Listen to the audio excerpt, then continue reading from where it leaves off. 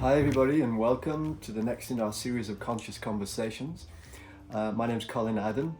I thought it might be useful just to explore the Enneagram a little bit further and starting with Enneagram Style 1, just to give some brief insight into it and some ideas on what you might work with if you're coaching or working developmentally with an Enneagram Style 1 in particular, just some ideas that you might bring into your coaching or your development opportunities for those people.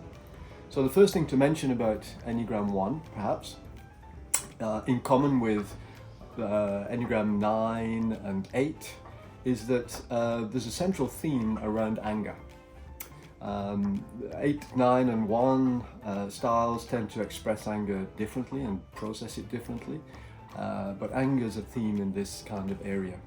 And in the Style 1, Enneagram Style 1, certainly very, very often early on in life, in childhood, there is a kind of sensitization to rules and this distinction between right and wrong, that one's got to follow the rules in order to comply and avoid making the mistake or deliberately getting it wrong or breaking the rule. So in a sense, there's a strong superego in the Enneagram Style 1. That's the learnt pattern around what's okay, not okay in the environment that one is in. And a strong orientation towards that, and the avoidance of making mistakes or falling foul of the prevailing rules in a particular context. And so there's a sense of trying to avoid breaking the rules. Initially in life, the rules are kind of outside of the individual in the environment, but pretty soon they start to internalize those rules, and so they start to use them to judge themselves and other people.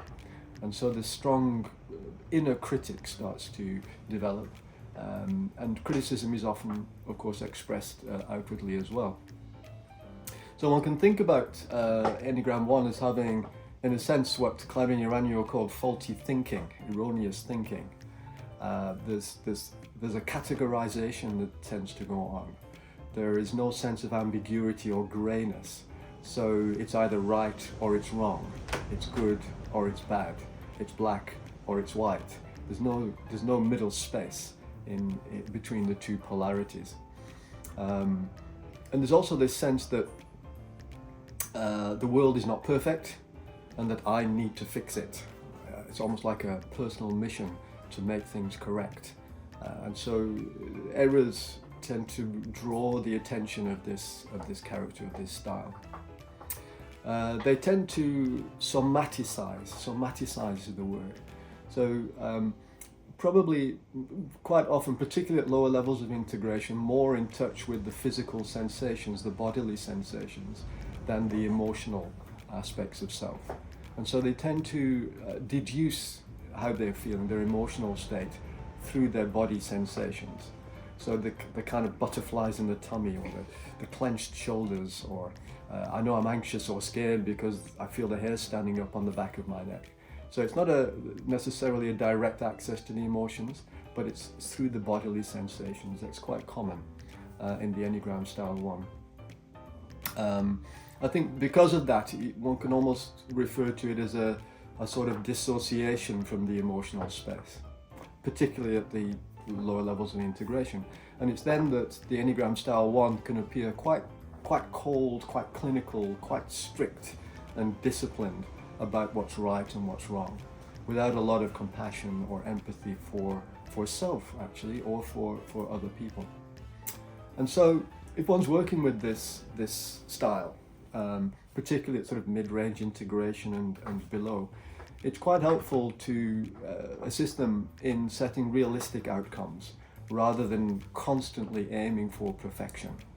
So set achievable outcomes, realistic outcomes, not necessarily the 100% in everything that this person actually does.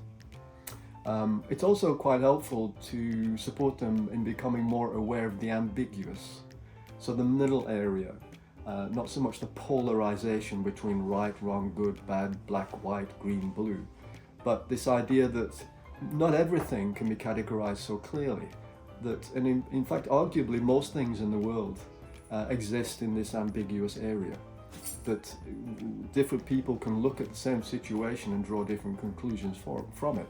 So it's not so clear cut.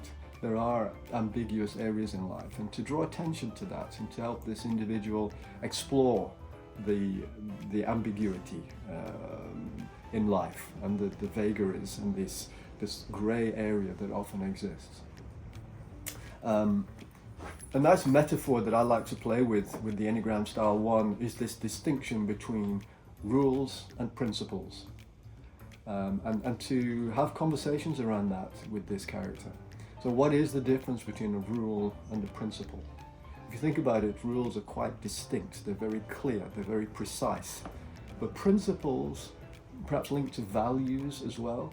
You know, the idea is that if we follow the principles, the guidelines, the values that are important, it creates flexibility. So there can be many right ways to do things, many paths to achieve a positive outcome. And it starts to bring in some flexibility in the thinking if one starts to explore those places. Flexibility is quite an important part of the Enneagram Style 1. And there is a mind-body connection. It's not unusual for people who have a primary style in the Enneagram 1 to actually carry themselves quite stiffly. So they don't so much walk comfortably as march, almost like a soldier, like a military person. And it's not unusual for them actually to have back problems, particularly upper back problems, possibly because of the kind of stiff way that they can carry themselves. So flexibility in the body is often helpful to bring into their world, involving things like slow stretching, certain forms of yoga, perhaps hatha yoga, which is slow stretching kind of movement. Pilates might be something to consider as well in that sort of space, to bring some flexibility and fluidity into the body movements.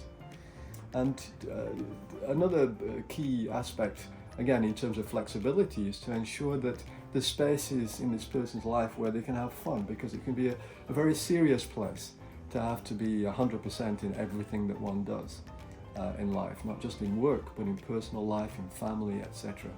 So to ensure that they have spaces where they can do fun activities, things that they really enjoy, where they can put down this burden of seriousness and rules, etc. And a really big one to work with, I feel, is to work with the inner critic, this inner voice that the Enneagram 1 tends to have, which constantly tells them that they're not quite good enough, that they've not hit the mark, they should have worked harder, they should have started earlier. The word should appears quite a lot in the Enneagram 1 language, particularly in their own internal narrative, their own internal critic.